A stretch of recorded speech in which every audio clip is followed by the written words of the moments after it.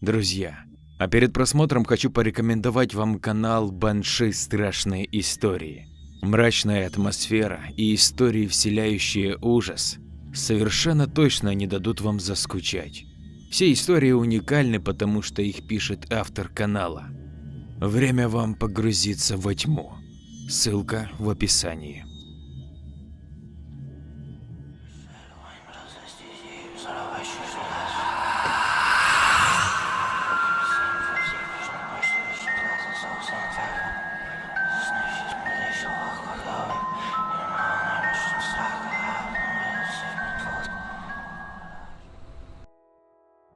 В жизни каждого человека есть особенные праздничные даты. Прежде всего, это день рождения, день свадьбы, а также рождение ребенка. Каждый из этих праздников по-своему хорош, так как приносит нам море радости и позитива. Но есть один праздник, который объединяет людей всего мира, вне зависимости от возраста, расы и вероисповедания. Этим праздником является Новый год. Еще с детства мы ждем, когда в наших домах засияет зеленая красавица-елка, и весь дом наполнится ароматом свежей хвои и мандаринов. А потом к нам обязательно придет Дед Мороз и подарит подарок. Так и я еще с детства любил этот праздник и ждал волшебства. И даже с взрослением я не потерял ощущения сказки и радости, которая приносит с собой этот праздник. Но то, что случилось со мной в тот Новый год, я, наверное, буду помнить всю свою жизнь. Даже сейчас, спустя многие годы, при воспоминании тех событий, у меня мурашки пробегают по коже и хочется куда-то бежать. В общем, дело было так. В том году я закончил школу и поступил учиться в университет, который находился в областном центре, в 200 километрах от моего городишка. Мне очень нравилась моя специальность и новая студенческая жизнь. Это было беззаботное, веселое время. Я быстро нашел себе друзей и подруг, и мы весело проводили свободное от учебы время. Но, как говорят, от сессии до сессии живут студенты весело, а сессия всего 2 раза в год. Наступил декабрь, и как следствие пришла моя первая сессия. Да, действительно, сессия – это своего рода испытание, после которого ты, как в компьютерной игре, выходишь на новый уровень и становишься сильнее. Но эта сессия была нелегкой, так как, несмотря на то, что это было окончание всего лишь первого семестра, у нас было достаточно много зачетов и экзаменов.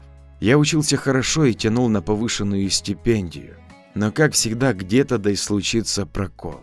Вот и у меня не получилось с первого раза сдать высшую математику. Грёбаная тригонометрия.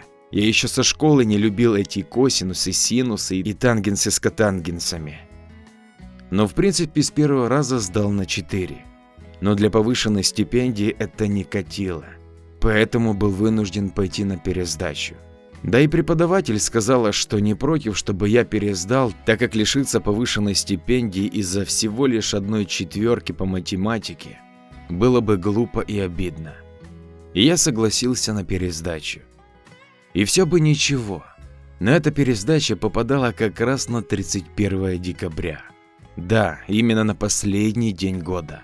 Изменить дату пересдачи не вышло, потому как ее назначал деканат. Вот и пришлось мне в последний день текущего года идти на экзамен. Старшие ребята меня подбадривали тем, что, как правило, 31 числа у всех людей, в том числе и преподавателей, уже праздничное настроение, и валить меня никто не будет. Тем более на этой пересдаче должны быть всего лишь несколько студентов. Пару двоечников, которым светит отчисление, и я, фанатичный отличник. Также, скорее всего, эти ребята будут меня просить им помочь. Но я парень простой и никогда никому не отказывал. Все вышло, как и предполагал.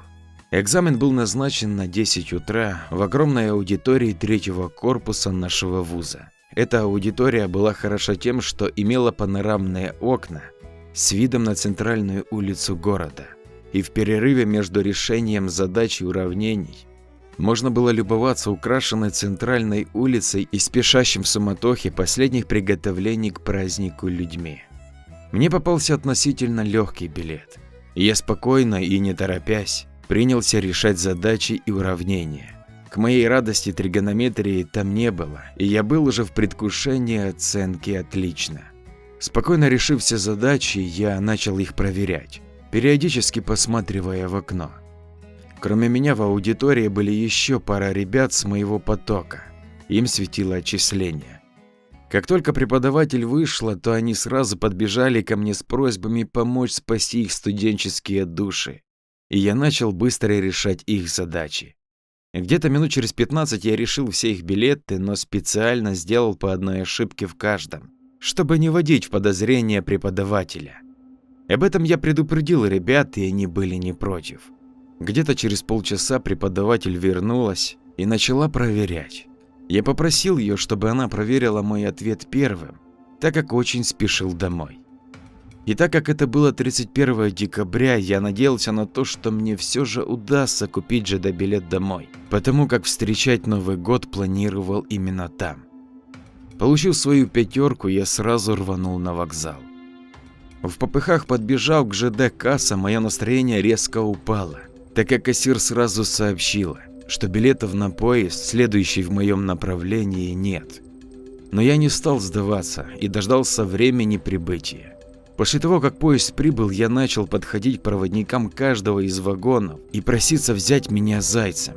Я готов был стоять все это время в тамбуре, но только лишь бы уехать домой. Но проводники все как один лишь разводили руками и сообщали, что у них и так все вагоны забиты такими, как я. Тогда я в расстроенных чувствах рванул на автовокзал.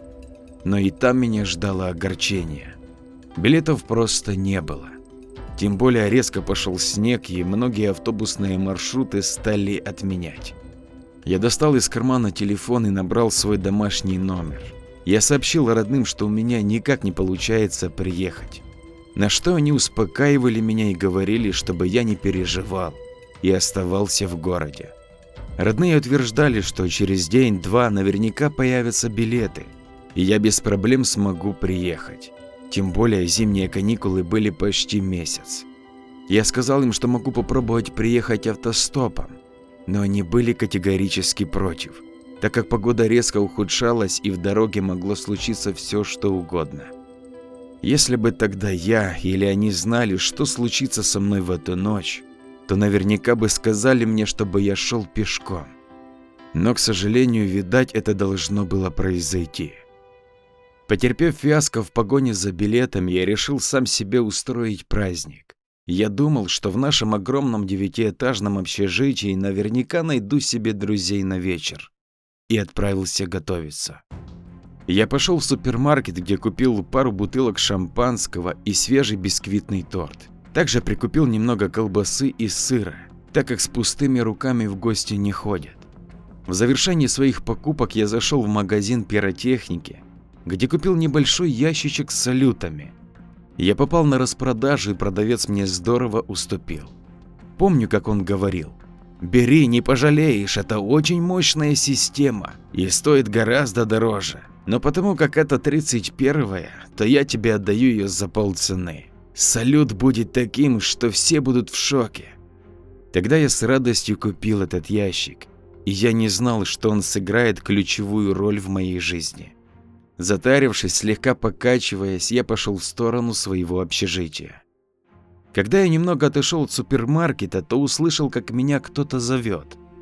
Это было похоже на старый женский голос. Обернувшись, я увидел пожилую цыганку, которая стояла в метрах 50 от меня. Она кричала мне вслед: «Эй, молодой и красивый, погоди, не спеши, давай я тебе погадаю». Я подумал о том, что действительно мне некуда спешить, так как я все успел. Тем более сегодня Новый год, и, возможно, эта цыганка нагадает мне что-нибудь хорошее, например, девушку, так как я устал быть одиноким. В общем, я развернулся и пошел в ее сторону. Подойдя к ней, я дал ей немного денег, а потом сказал: «Эй, бабуля, скажи мне, когда я встречу свою любовь?» На что она ответила: «Ты молодой и красивый парень, наверняка вокруг тебя вьется целая стая девушек. Давай скорее руку, и я посмотрю, о чем говорят твои линии». Я с радостью протянул ей руку. Когда цыганка ее взяла, то улыбка пропала с ее губ. От ее прежнего веселого настроения не осталось и следа. Она буквально вся немного задрожала и сухо сказала: «Ой, сынок, я вижу серьезную опасность, которая совсем рядом и поджидает тебя. Будь осторожен, смотри, не попадись в сети, в липкие сети». Бабуля, какие нахрен сети? Локальные, что ли? Так у нас в общаге их нет. С улыбкой сказал я. Цыганка нахмурилась и сказала: «Зря смеешься, сынок. Ты молод и еще много не знаешь. Я много лет гадаю и уверена в своих словах.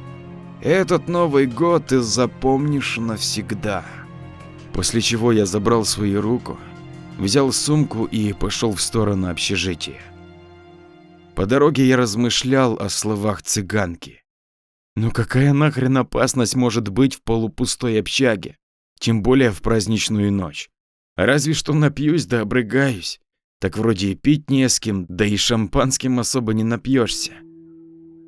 Ох, как меня задолбало это одиночество. Быстрее бы встретить свою девушку. Тогда любой праздник был бы праздником. А сейчас это так. Очередной повод выпить. Про себя думал я. За своими размышлениями я не заметил, как подошел к общаге. Зайдя внутрь, я поздоровался с дежурной и пошел к лифту. Так как я жил на 9-м этаже, то подниматься по лестнице, да еще и с сумками, было бы самоубийством. Подойдя к дверям лифта, я увидел перед собой красивый женский силуэт. Причем у нее была изящная фигура и красивые прямые волосы. Да и одета она была слегка странно и не по погоде. На ней было легкое темно-коричневое длинное пальто, на котором был тонкий золотистый узор. Когда я сравнялся с ней, то увидел, что эта девушка азиатской национальности. Она была необычайно красива. И я почувствовал, что влюбился. Причем это чувство было настолько резким и сильным, что словами не передать. В руках она держала стопку каких-то старых пыльных книг. Лифт быстро подъехал, его двери открылись, и мы оба сразу начали в него заходить. При входе в узкий проем дверей лифта я слегка задел ее своими сумками, и все книги посыпались на пол. Но одна упала прямо в проем дверей. Девушка резко дернулась и со странным звуком, похожим на легкий писк, отскочила в угол лифта. При этом она как-то необычно подняла руки. Они были полусогнуты в локтях и запястьях и направлены в мою сторону.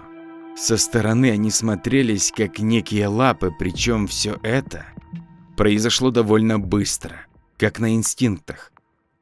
Я улыбнулся и сказал: «Да не переживай, я сейчас все улажу», и нажал на пульте лифта клавишу открытия дверей. После чего двери лифта открылись, и я быстро собрал все ее книги. Я не всматривался в них, но было видно, что они были ветхими и сильно пыльными. Тогда я подумал, где она их нашла и зачем ей эти древние талмуды.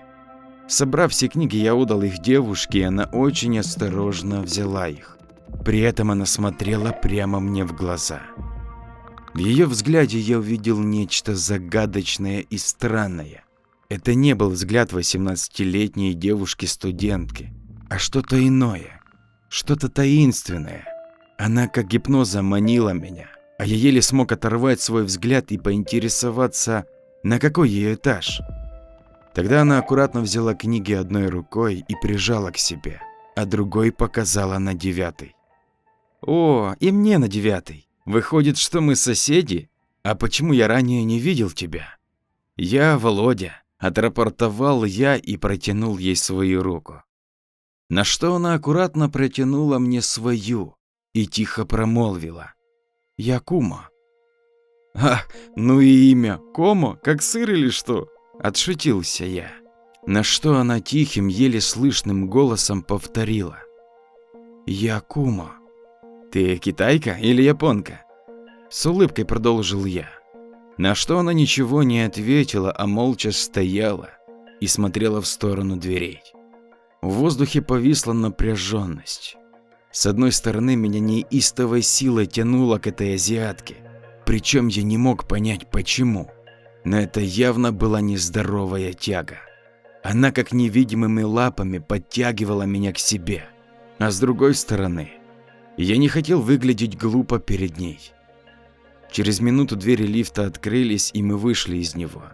Девушка молча пошла в сторону женского крыла. Каждый этаж нашего общежития был поделен на мужскую и женскую стороны. Справа от лифта была мужская часть, а слева женская. Разделяла все это фойе и посадочная площадка лифта. Тогда я не нашел в себе слов и, отвернувшись, пошел в сторону своей комнаты. Когда я почти дошел до дверей, то обернулся назад и увидел приблизительно, в какую комнату вошла эта девушка. Зайдя внутрь своей комнаты, я принялся раскладывать сумки. Раскладывая все покупки, я рассуждал. Блин, вот как назло все разъехались, и встретить Новый год не с кем. Если ранее в нашем блоке всегда стоял шум да гам и невозможно было сконцентрироваться за учебой, то сейчас стояла полная тишина. Жутко, блин. Вот сейчас разберу сумки и пройдусь по нашему крылу. Ну по-любому кто-то остался в общаге, и я скооперируюсь с ними, да и встречу Новый год. Также мне не давала покоя эта азиатская девушка. Да, наш университет имел множество иностранных студентов, но именно ее я никогда не видел. Тем более она живет на нашем этаже. А какие у нее глаза! Она как будто притягивает ими к себе. А может, просто это ее азиатская внешность? К тому же она запросто могла применять какие-то духи с феромонами. И плюс ее необычная резкость и движение, и стойка рук. Может, она каратистка какая? Но нереально сильная тяга, как магнит, блин. А ее голос. Это вообще не голос, а писк какой-то. Может, у всех азиаток он такой. А имя созвучное с брендом сыра Кома. Но тут Кума. Странно это все. Терялся я в своих раздумьях. После того, как управился с продуктами, то пошел прогуляться по коридору с целью найти себе компанию для встречи Нового года. Прочесав все мужское крыло, я убедился, что оно полностью пустое. Тогда я решил пойти в женское, тем более мне не давала покоя та девушка. К моему удивлению, и женское крыло тоже было пустым. Но оставалась лишь одна дверь, куда я еще не зашел. Это комната той таинственной азиатки. Я подошел к ее двери и постучался в нее. Тогда я повернул ручку вниз и немножко приоткрыл дверь. Она была не заперта. Открыв ее, я увидел ее. Она молча сидела на кровати и читала книгу. Причем она сидела одетая, хотя в комнате было тепло. Это ее одеяние придавало ей некий мистический вид. На момент мне даже показалось, что одежда как будто срослась с ней. А может, это и вообще не одежда, а кожа? Странно это все, думал я. Да и обстановка в комнате была похожа на то, как будто в ней давно никто не жил. А эта девушка лишь случайно сюда забрела, так как соседние кровати были совершенно пустыми, а постель была лишь там, где сидела она. Откинув все сомнения, я улыбнулся и сказал: «Привет еще раз. Ты извини за вторжение, а также за мои шутки в лифте». Девушка оторвала глаза от книги и подняла голову. Потом спокойным тихим голосом ответила: «Ничего страшного. Я просто недавно переехала в это общежитие, поэтому еще не освоилась. А что ты хотел?» Говорила она все это, смотря мне прямо в глаза. Отчего мое сердце начало ускоренно биться, как будто мне по вене пустили дозу адреналина. Тогда я понял, что все хорошо и надо действовать. И продолжил.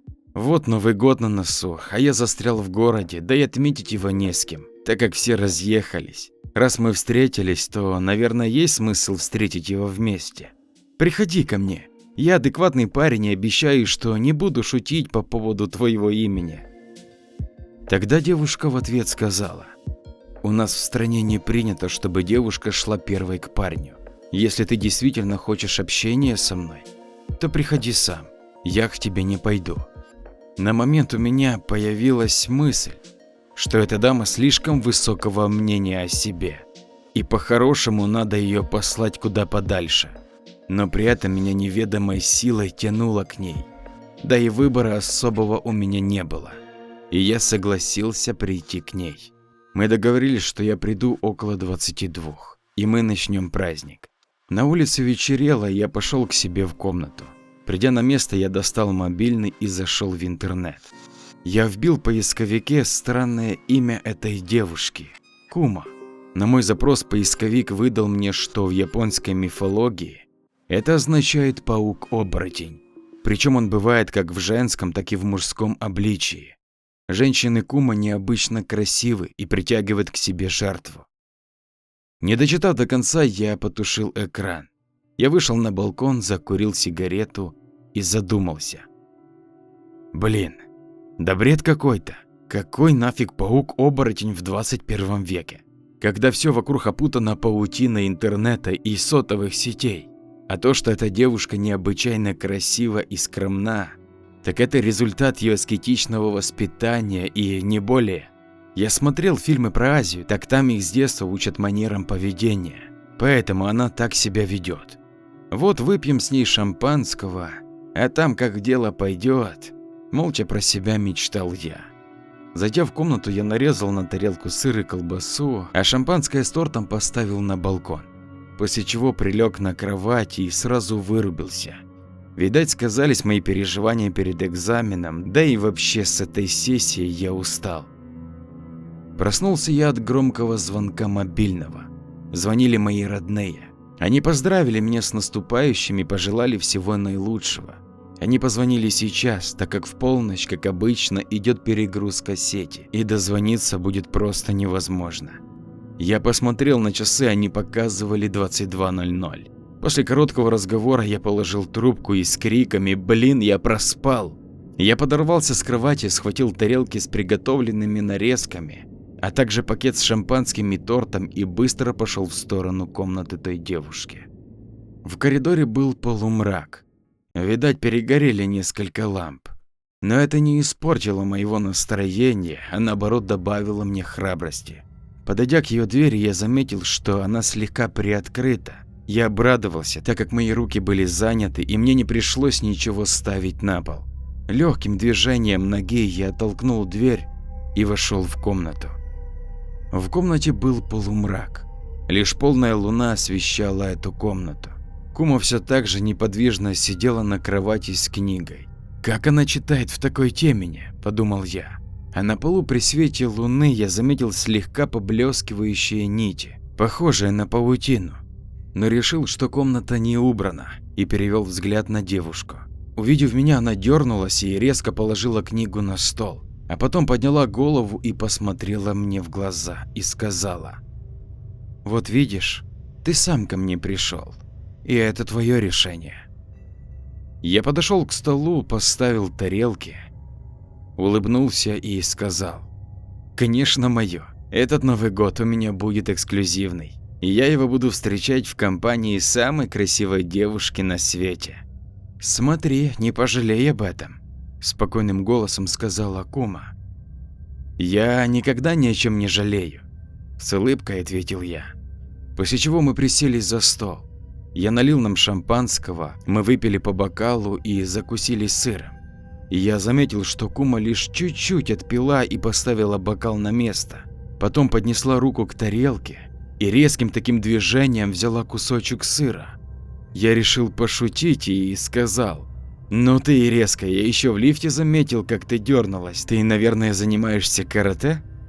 Кума, смотря мне в глаза, сказала: «Это инстинкты, и они у меня с самого рождения».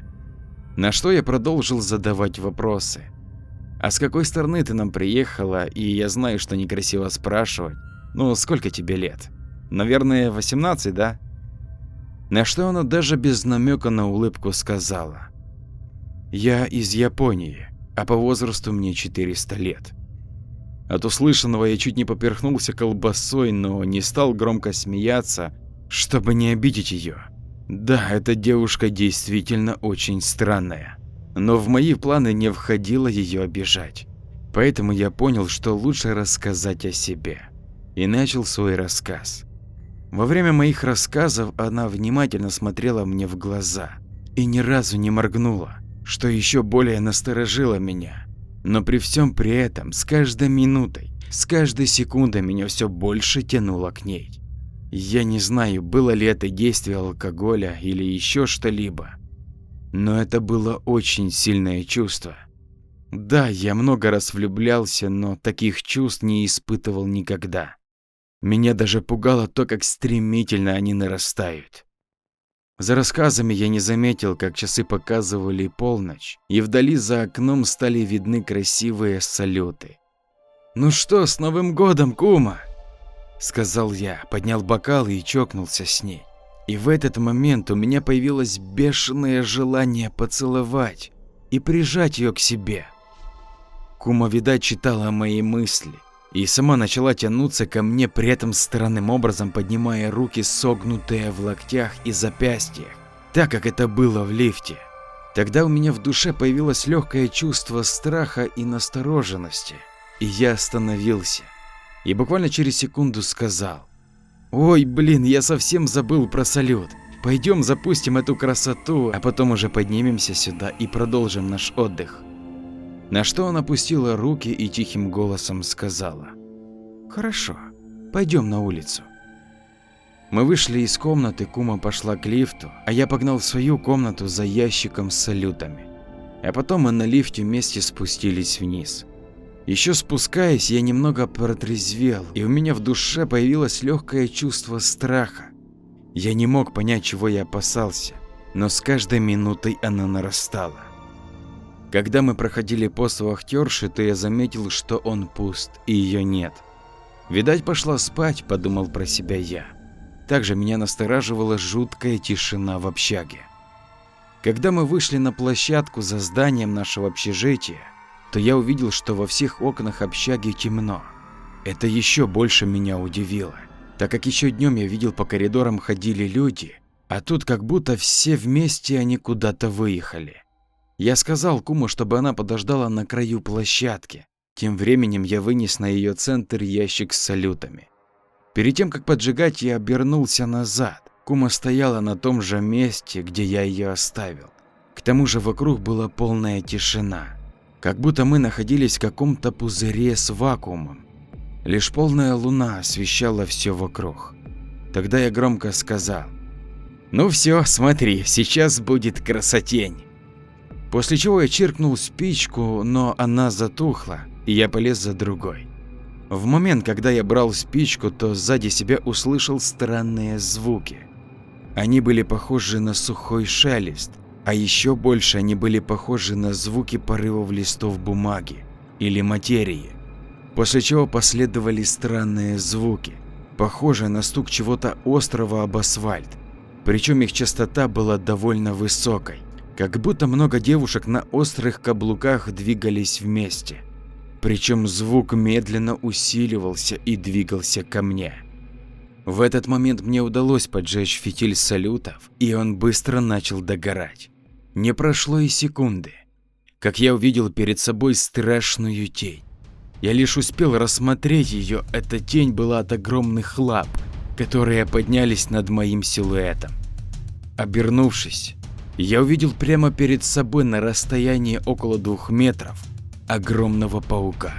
По размерам он был как небольшой автомобиль. Его тело было темно-коричневым с тонким золотистым узором, а с ее 2 огромных клыков стекала белая жидкость.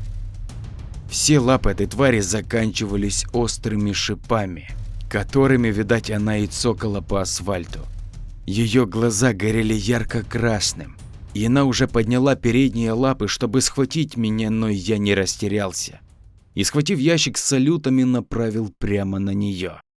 В эту секунду заряд со страшным грохотом начал выстреливать. Весь зал пришелся прямо в голову и грудь этого монстра. Со страшным звуком, похожим на писк, паук дернулся и с бешеной скоростью убежал в сторону парка, который находился сразу за площадкой. Пару минут я стоял как завороженный. Только тогда я понял, кто она на самом деле, эта кума. После чего я в панике быстро побежал в сторону дороги, которая проходила прямо перед нашим общежитием. Но дорога была пуста. Тогда я из последних сил рванул по ней на железнодорожный вокзал. Ночь я провел там. Там же и перекусил хот-догом. Меня всего трусило, так как я понимал, что мне просто необходимо вернуться в общагу и забрать свои вещи. Но страх одолевал меня, и я не решался. Сидя в зале ожидания, я прочел в интернете, что эти твари Кума созревают именно в 400 лет, и в обличии девушек выглядят очень красиво, чем и заманивают жертву. Выходит, она мне не врала, и все так и есть. На часах было около 12 дня, когда я зашел в общагу. Наша вахтерша тетя Соня сидела на своем посту и сразу поздравила меня с Новым годом, а я с натянутой улыбкой ответил взаимностью. Преодолев пост, я боялся садиться в лифт и побежал по лестнице на 9-й этаж. Оказавшись там, я быстро заскочил к себе в комнату и одним движением схватил рюкзак с вещами и документами, после чего выскочил из комнаты. Подойдя к лестничной площадке, я все же нашел в себе силы пойти и посмотреть, что творится в той комнате, где была эта тварь. Дрожащими ногами я пошел туда. Когда я открыл дверь, то увидел, что в комнате абсолютно пусто. Но вся она, в том числе и стол с моими тарелками и закусками, окутаны тонким слоем паутины. С чувством страха и брезгливости, что я хотел поцеловать паука и чуть не стал его добычей, я выскочил вон из общаги и быстро пошел на вокзал. После каникул я перевелся в другую общагу, и больше такого не было. Ну что ж, вот и подошла к концу очередная история. Я рассчитываю на твою поддержку в виде подписки и комментария. Ну а если ты найдешь 20 секунд своего времени, чтобы поделиться со своим другом, то низкий тебе поклон, так как любая активность на канале – это продвижение. Кто как не ты. Хорошего тебе настроения и до скорых историй. С уважением и обнимашками, твой Андрей.